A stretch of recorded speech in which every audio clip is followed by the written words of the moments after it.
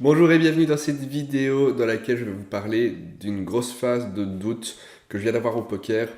Je suis passé en L10, au début ça se passait très bien et j'ai eu une grosse phase vraiment où j'étais complètement perdu, j'arrivais plus à jouer mon jeu. En fait je me suis rendu compte que euh, certaines choses, certaines mains, j'essayais de jouer un peu en bluff et je comprenais pas pourquoi en fait. Donc j'avais des bluffs qui passaient qui étaient bons et d'autres pas et donc ça passait pas. Et voilà, il y avait des choses que je n'avais pas bien compris et je suis rentré vraiment dans une grosse phase de doute. Et on peut voir directement ici sur mon graphique, je vous le mets à l'écran, que ma courbe rouge qui était plutôt stable au début, plutôt plate, bien sûr il y a des fois où on perd des pots forcément, mais là elle est devenue complètement baissière parce que j'osais plus jouer agressif comme je le faisais avant. Et voilà, c'est vraiment parce que je me suis rendu compte que j'étais un peu perdu au table parce que des concepts étaient pas clairs et en fait quand j'ai pris conscience que c'était pas clair, j'ai plus osé le faire, j'ai plus osé jouer mon jeu et ça s'est ressenti directement. Évidemment, je suis pas resté sans réagir et trois choses m'ont vraiment aidé à sortir de ça et je vais vous montrer les résultats juste après, ça me fait super plaisir. Mais d'abord, il faut que je vous parle des trois choses qui m'ont aidé. La première chose, eh bien, c'est que j'en ai parlé directement à mon coach Clément et il a pris le temps de me réexpliquer justement tous ces concepts pour que ce soit clair dans ma tête. Ça m'a vraiment énormément aidé. Forcément, Clément est un super coach. Si j'ai mes résultats aussi bons, c'est énormément grâce à lui. Alors, je fais l'effort à côté de travailler le jeu, de jouer vraiment de manière assez régulière. Mais voilà, ça, tout seul, je serais pas, j'arriverais pas où j'en suis. Donc, voilà, il faut bien comprendre que c'est en partie grâce à lui. La deuxième chose qui m'a aidé, c'est ce mec que je vous mets à l'écran, la chaîne Step by Step Poker. Euh, je regarde sa chaîne, il regarde ma chaîne, de temps en temps, je mets un petit commentaire sous les vidéos. On se connaît pas plus que ça en réalité. Et je le suis sur Instagram, il a mis une petite vidéo, j'ai mis un petit like, je lui ai dit félicitations pour ce que tu as accompli. Franchement, ce qu'il fait, c'est une tuerie. Je vous encourage à aller sur sa chaîne et à vous abonner, à lui donner de la force. Mais voilà, donc je lui envoie un petit message et on a une petite discussion, mais vraiment très petite, genre une dizaine de messages, ça va pas été plus loin que ça. Où il m'a juste demandé comment ça se passe en analyse et je lui ai dit, bah écoute, moi analyse pour le moment c'est un peu la galère. Et bah, ce qu'il a fait, c'est qu'il m'a dit que lui aussi, quand il a commencé l'analyse, bah, il a eu quelques galères et il a pris le temps, il m'a fait quelques vocaux justement pour m'expliquer bah, ce qui allait pas, et c'est exactement ce que je faisais, et me donner des conseils, et il a même pris le temps pour être sûr que je comprenne bien ce qu'il essayait de m'expliquer oralement, de me faire un petit schéma avec son téléphone, et vraiment ça m'a aidé de fou. Donc merci énormément Andy. Encore une fois, allez sur sa chaîne, je pense que je connais personne qui mérite autant ce qui lui arrive que lui. Donc allez suivre, ses vlogs sont super bien. Et donc voilà, lui m'a vraiment aidé à remonter sur les rails. La troisième chose qui m'a aidé, c'est cette vidéo de la chaîne CLML Poker qui tombait à point nommé. Et bah, en gros, il explique comment lui il exploite un peu la NL10. Ces explications sont claires, elles sont factuelles et justement j'ai pu découvrir deux trois autres lines que j'utilisais pas et je commence à pas utiliser et qui vraiment sont ultra efficaces. Donc exactement comme pour Andy, allez sur sa chaîne, allez vous abonner, faites-moi grimper ce compteur, il mérite franchement. Et allez voir la vidéo, franchement, vous allez voir que il y a des petites lines à explorer et ça fonctionne. Vraiment, moi j'ai eu des super résultats et donc bah, ça fait ultra plaisir. Et donc grâce à tout ça, voilà comment s'est déroulé mon jeu sur les 1000 dernières mains. Donc on est bien d'accord, 1000 mains c'est que dalle comme échantillon, c'est pas du tout suffisant, mais je comprends exactement ce que je fais, je comprends tout ce que je fais et je comprends pourquoi je le fais. Et bah, du coup j'arrive vraiment à ne pas mettre des mauvais spots, dans des mauvais spots comme ça m'est arrivé juste avant. Et ça me permet bah, justement de bien exploiter les villas quand j'ai des mains et surtout de bien value quand bah, je suis en value justement. Et on peut voir bah, directement ça se ressent. Bien entendu, la chaîne, elle va continuer, donc vous allez pouvoir voir l'évolution. Je suis vraiment parti de zéro. Pourquoi je repars de zéro sur mon tracker?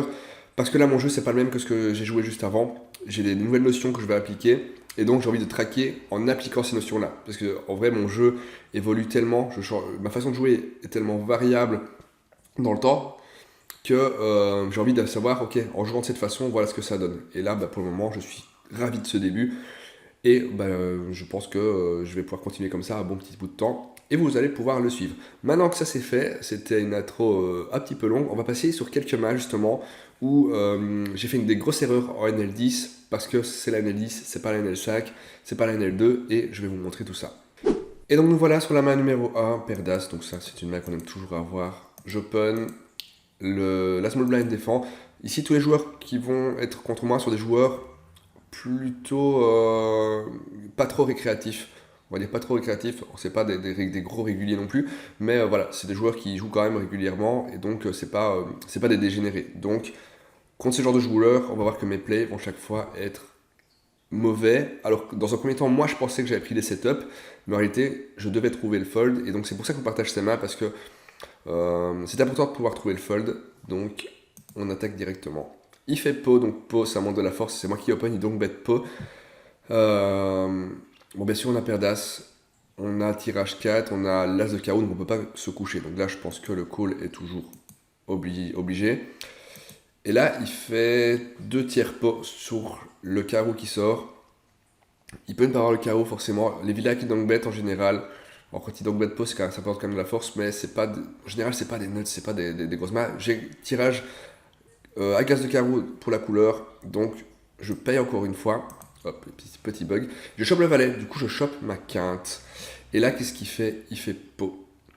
Et il y a une phrase vraiment que je me suis marqué sur un petit post-it, je vais vous la donner, c'est important de l'avoir à vue. Quand Villa vous raise ou bet très cher, c'est qu'il est sûr de battre les mains évidentes du board. Donc là, quand il bet ce sizing, alors il n'a pas l'as de carreau, donc potentiellement il bat pas la couleur au carreau, mais moi je l'ai pas relancé, donc je représente pas forcément la couleur. Par contre, la 4 elle est évidente. Un 9, un as, je peux clairement en avoir dans ma main, surtout que c'est moi qui ai open. Donc quand il fait pot ici, il veut value sur mon as, il veut value sur la 4, et donc je dois fold, je dois pas lui donner 41 bébé, je dois lâcher ma paire d'as, même si c'est une 4. J'ai payé, et voilà, il était sur la couleur au roi, donc voilà, il craignait pas grand chose. Je sais que c'est difficile, on peut dire que c'est un setup, mais non, c'était pas un setup. La 4 est évidente, et s'il fait ça, c'est qu'il va la battre. Rappelez-vous, quand c'est cher ou que c'est un re-raise, c'est que le vilain est sûr de battre les mains évidentes, les grosses mains évidentes du board. Ça, c'était la première main. Deuxième main, j'ai valet 9 de trèfle, j'open. On a un nouveau vilain qui.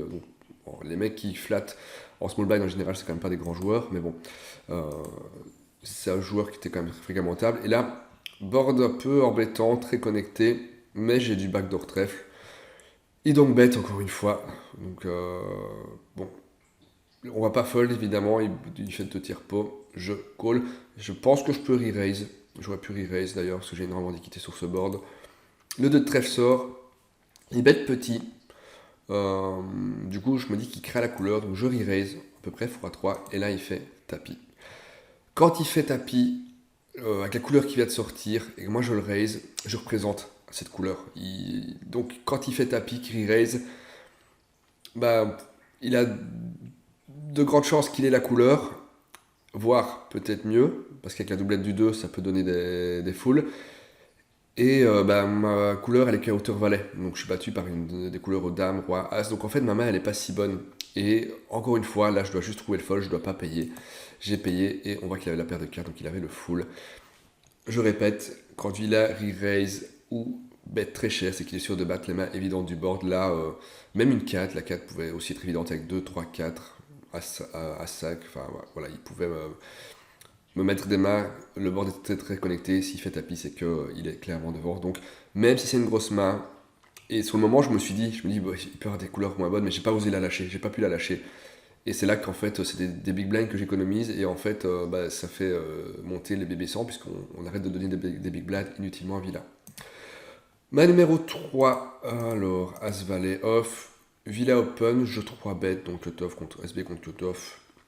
C'est une main que je vais 3 bet assez standard, il me call. Si je suis 4 bet, c'est un fold obligatoire, mais ça peut 3 bet, et sur un Villa qui fold facilement 3 bet, on est content de lui prendre son open. Donc, on tombe sur ce board, il check, je décide de ces bet un tiers. Quand je le 3 bet, alors j'ai de l'équité sur ce board évidemment, les As et les 10 sont ultra intéressants pour moi.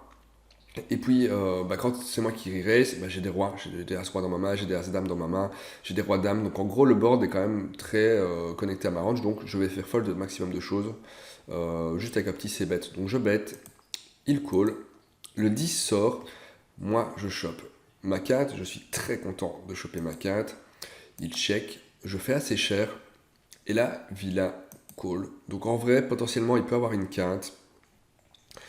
En vrai, il peut pas avoir mieux qu'une 4 pour le moment. Bah, c'est les notes, ça. C'est la 4, il n'y a pas mieux. Et là, la doublette du 10. Évidemment, dans sa main qui a défendu, il a des dames 10. Et là, il est donc bête. Tapis. Encore une fois, si dans bête tapis, la 4, elle est assez évidente. Quand j'ai 3 bêtes, que j'ai 2 barrels, je pense que il a pas moins bien qu'une 4.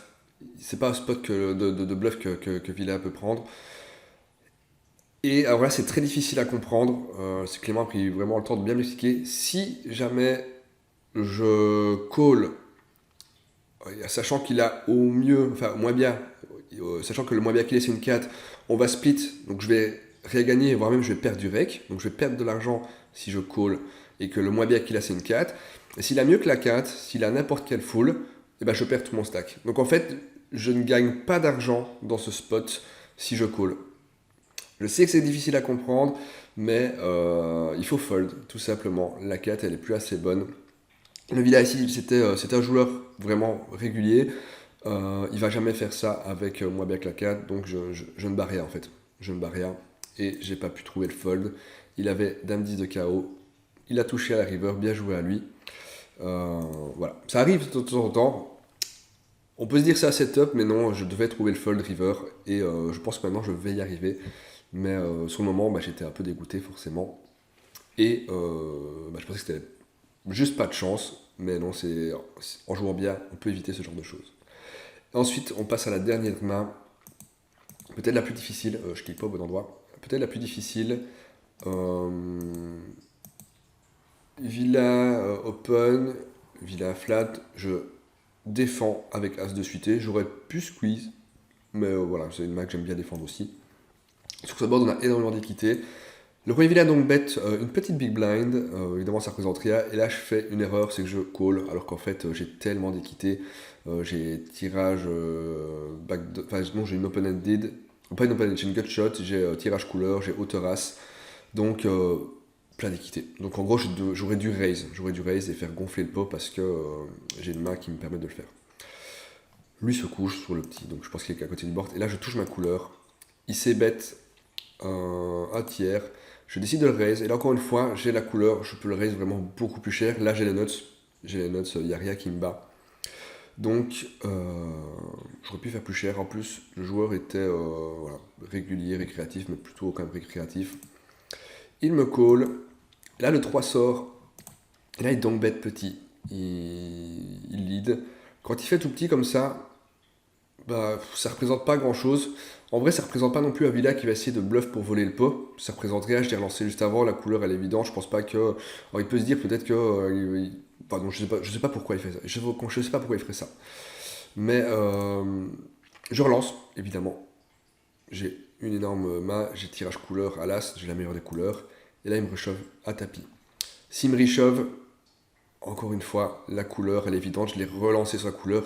Il doit me mettre la couleur dans la main. C'est vraiment ce que je représente, c'est vraiment ce que j'ai et c'est vraiment ce qui est probable vu le board. Donc quand il me relance ici, alors certains vilets peuvent le faire avec des couleurs au roi, on est bien d'accord, mais il y avait un monde où on peut trouver le fold. J'ai call et en fait il avait défendu 3 et 4, non, il avait flat 3 et 4 et il a touché son full. Donc il battait la couleur sur le re-raise. Compliqué. Je pense qu'il est vraiment compliqué à trouver. Je pense que bah voilà, Villa qui flatte en small blind, ce genre de main, potentiellement il fait tapis aussi avec une couleur au roi. Mais bon, quand il me re-raise, avec la doublette du 3, il y avait des fulls. Il pouvait avoir une paire de 6, pour avoir une paire de 4 en main, pour avoir une paire de 9. Donc il y avait quand même des combos qui étaient mieux que la couleur. Donc très difficile celle-là, mais il y avait moyen de trouver le fold.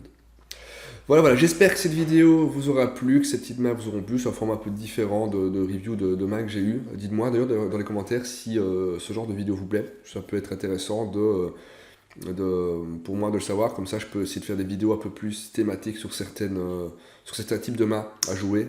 Et bah, je les mets de côté, comme ça je fais une vidéo sur un sujet. Donc voilà, n'hésitez pas à me le dire.